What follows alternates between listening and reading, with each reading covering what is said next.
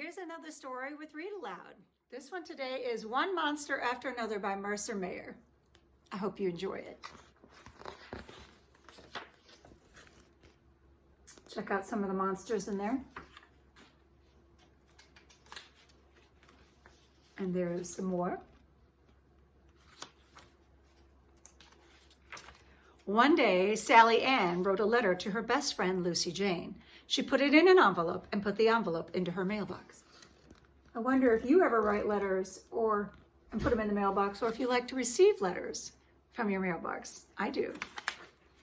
But before the mailman came, a stamp collecting trellis crept up to the mailbox, stole the letter, and gabbled away with a smirk on his snark. Do you have a snark? But before the stamp collecting trellis could tear off the stamp and collect it, a letter-eating bomb bandit flew out of nowhere and snapped up the letter.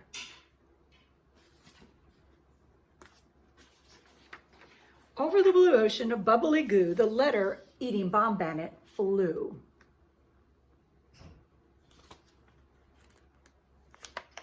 But before he could find a nice place to settle down and eat the letter, a bomb bandit munching grumly reached up out of the goo and grabbed him.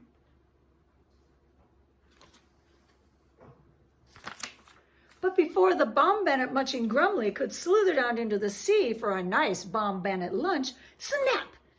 He was snagged by a big fishing net and hauled wiggly squiggly on board a fishing boat.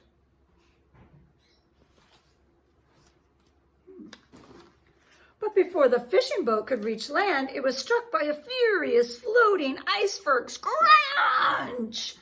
As the ship went down, the captain quickly stuffed a note into a bottle. He pushed in the letter for good measure and threw it into the ocean. There's a lot going on in that picture. But before anyone could find the bottle, a wild and windy typhoon-gator came storming along, sucking up everything in its path. It sucked up the whole blue ocean of bubbly goo, the bottle too, and then blew away.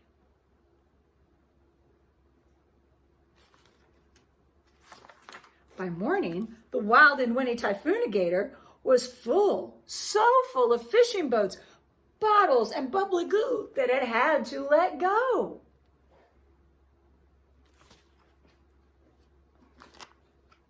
Down fell the letter which was in the bottle, which was in the blue ocean of bubbly goo. Down fell the bottle, kerplop, right on the head of a paper-munching yallopappus who lived on the edge of nowhere. The bottle broke, tinkle, pinkle, and out fell the captain's note and letter. The yallopappus smiled. It had been such a long time since he'd had a nice paper to munch.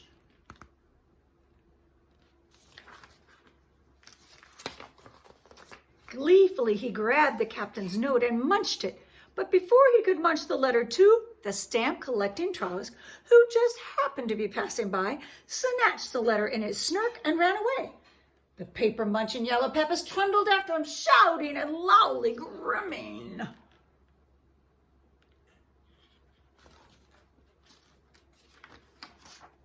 Suddenly, out of the sky swooped the letter-eating bomb bandit. Snip!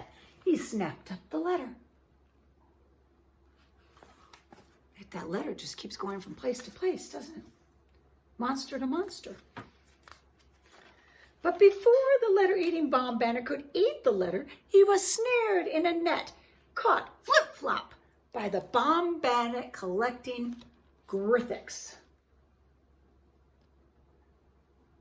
Maybe that's what happens to our mail when it doesn't get into our mailboxes. The Grythics, as everyone knows, is a bomb bandit collector, not a letter collector. He had no use for someone else's mail, so he did what anybody should do with a lost letter. He mailed it. The paper-munching yallopappus and the stamp-collecting trollisk and the letter-eating bomb bandit watched helplessly as the Grythics opened an official-looking mailbox and dropped the letter in.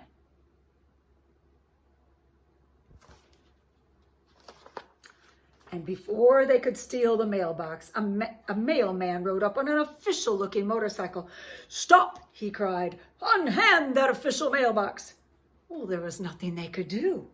After all, he was an official mailman.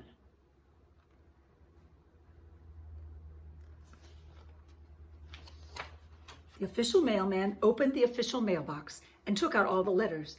Away he rode, leaving the yellow papist and the Trollocs waving their paws in the air and wailing at the bomb bandit collecting Grithix.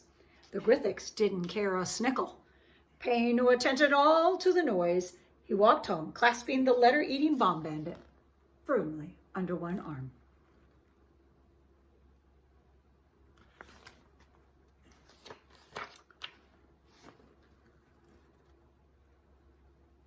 Gonna have to look at the pictures to see this part of the story. And one more. You see any monsters in that story? That picture? They're there, aren't they? When Lucy Jane opened her mailbox that afternoon, inside was the letter from Sally Ann. Dear Lucy Jane, nothing exciting ever happens around here. Please come and visit. Your best friend, Sally Ann.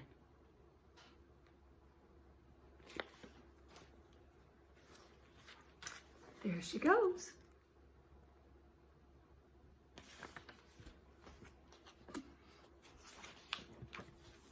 And we see that picture again. I hope you enjoyed that story. I hope you get a letter in the next few weeks.